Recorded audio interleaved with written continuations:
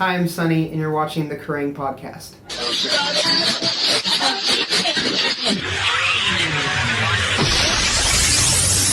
Kerrang podcast, Sonny. Thank you very much for popping in. Can you tell us first a little bit about what you're doing in this country at the moment?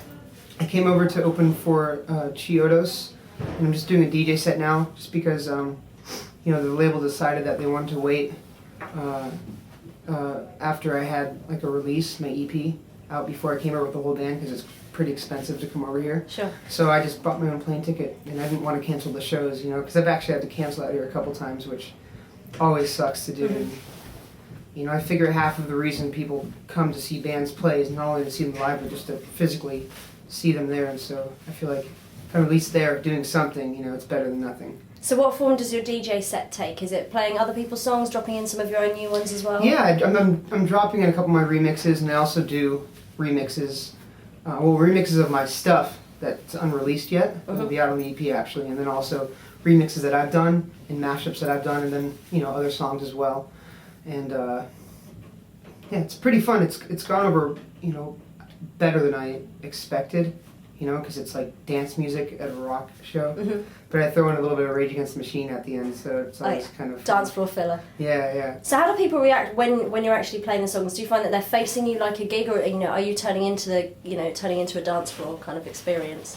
They're facing me like a gig. I mean, there's a few people that are sort of involved in dancing with themselves, but it's mostly like scrunched against the barricade and just I like to play more popular songs, just so people can sing along and stuff like that. So. All right, tell us a little bit about your own EP that's coming up. The release date on your MySpace says it's, I thought originally it was going to be February, but it's pushed back a bit. Right, yeah. So April now? April 7th. April 7th, 2009. Yeah. How many tracks is there going to be on this? An EP, right? Yeah, there are 8 tracks in all. There are 3 songs. One's Gypsy Hook, Copa Face 2, and then Mora. And then Mora was redone in Japanese, and the title is Kaisu, which means ocean water or sea water, basically.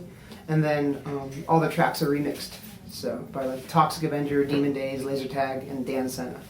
So, wow. Like dance remixes and stuff. So. How do you find sort of rock crowds responding to you kind of taking that more dancey electronic direction? Good. I feel like I always felt like it was bound to happen, and it's sort of unfolding now. You know what I mean? Like a lot of bands are melding the two and stuff. And I mean, we just did a tour with Inner Party System in the States, and which was perfect for what I'm doing. And I feel like it's really crossing over finally. So, and I've always loved dance music and always been making dance music for a long time in my own time. So it's finally nice to see, or to be able to do that in a live element with, other instruments and stuff. If you could remix anybody's song ever in the history of music, who would you like to get your hands on?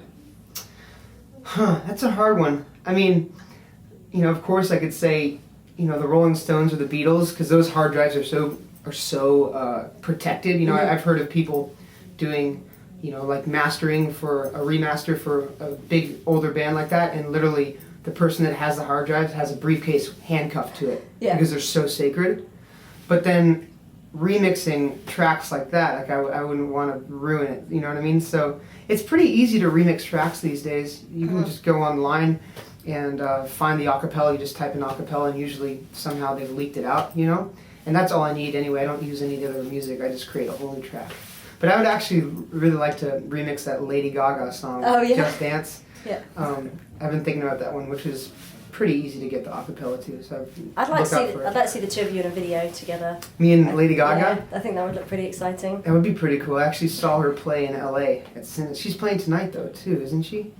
I'm not sure. That's what I was told. She's playing here in London tonight. Maybe. There'll probably be something very exclusive after show where the two of you can bump into each other and share some ideas.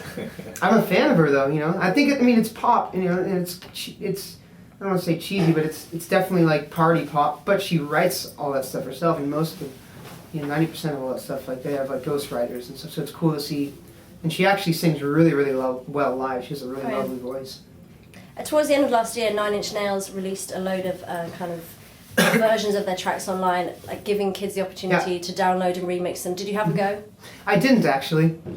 I didn't. I mean, I love 9 Inch Nails, but it didn't. I mean, I don't know. I just haven't gotten around to that, But it's cool that they, that's what I want to do that eventually with my Mhm. stuff. Give out the stems or what they're called.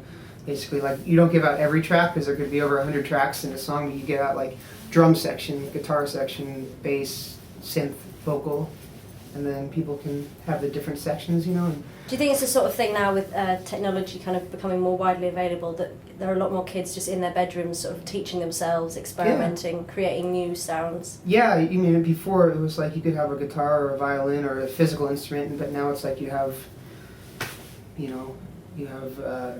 programs that create every single instrument you could think of, and I can't wait to see what happens in 10 years when the iPhone has a whole like a DJ program on it where you can produce and remix stuff, which is bound to happen, or whatever, or where they're actually, I'm waiting for like education in schools, like musical education, to actually have, to provide that stuff to kids too, because that would be so cool.